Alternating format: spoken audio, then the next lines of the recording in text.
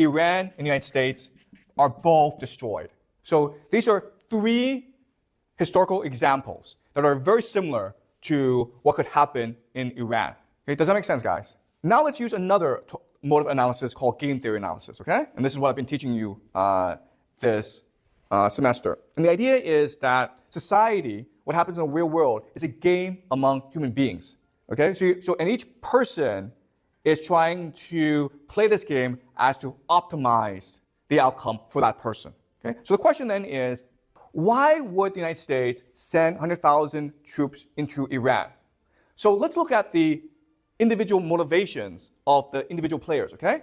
So the United States, what does the United States want to do and accomplishing what? It wants to topple the regime in Tehran, right? And you can only do that through a ground invasion, okay? So the United States is trying to topple Iran. But then you also have other actors, okay? What does Iran want to do? Or basically the Revolutionary Guard Corps. They want to kill as many Americans as possible, okay? Do you understand? They want to force an American land invasion, okay? So Iran wants to force a U.S. invasion, knowing that if the U.S. invades, it has to lose the war, okay? It will lose the war because the Revolutionary Guard can just send suicide bombers against the United States. Now let's look at Israel. Okay? We know that the United States wants to topple Iran. We know that Iran wants to force a U.S. invasion to defeat the Americans, to humiliate the Americans, and exact revenge for what happened in the past, okay? What does Israel want to do? What is Israel's optimal outcome? Do you guys know? If you're Israel, what do you want to happen? Okay, so you want Iran defeated, okay? And then what do you want to happen? You want Iran defeated, you want the proxies defeated, and then what do you want to happen? Do you want the United States to stay in the Middle East? What happens if the United States and Iran both lose the war? I mean, Iran is destroyed as a country, the United States is destroyed as a military presence in the Middle East. What would happen? Israel becomes the top dog in the Middle East. Do you understand? Okay?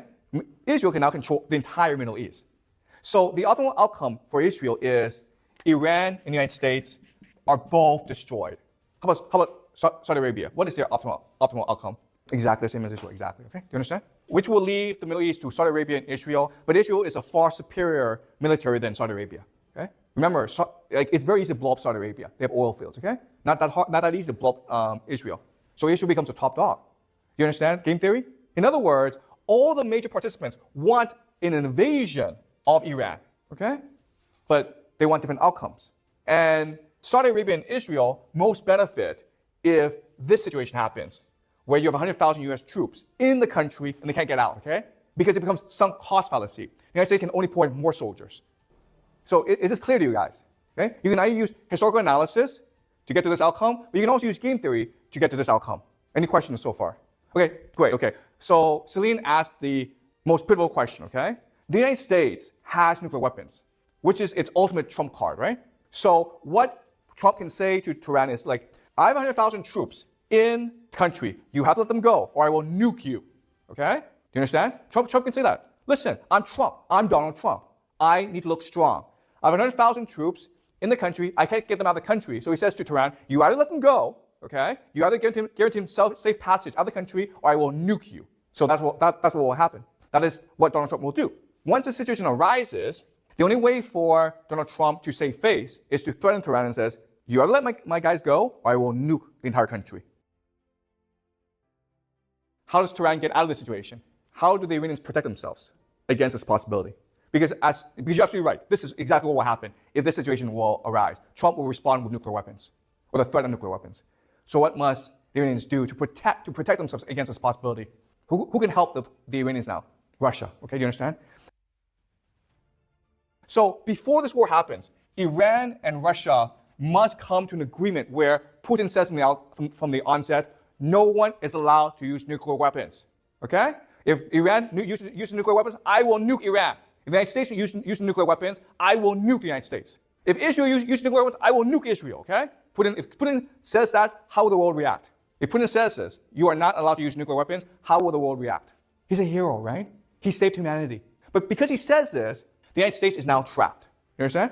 And so this becomes a black hole for the United States, where they can only send in more troops. They can't get any troops out. They can only send in more troops. What's the problem with this? What's the problem with sending in more troops? No, there's actually a huge problem with this idea of sending in more troops. What is it? You can't, no one wants to go fight. You understand? The military cannot recruit soldiers. But even if you did have enough troops, as Jack says, you can't resupply them. Why?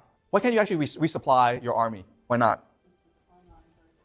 But there's a bigger problem than the supply lines. What is it? What do you need to create bullets and ammunition? America has no manufacturing capacity because America moved all its manufacturing capacity to China. Okay?